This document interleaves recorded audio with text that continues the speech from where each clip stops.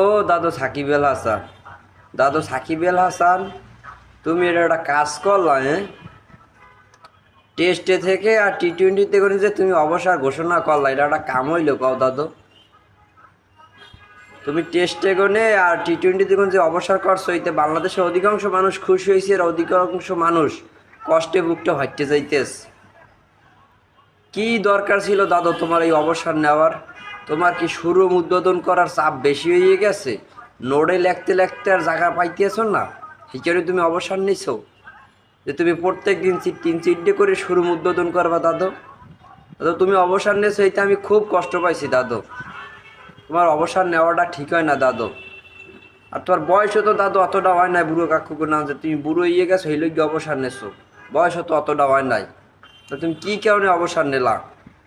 যারা যারা কষ্ট পাইছো তারা তারা কমেন্ট করো, আর যারা যারা খুশি হয়েছো তারা শেয়ার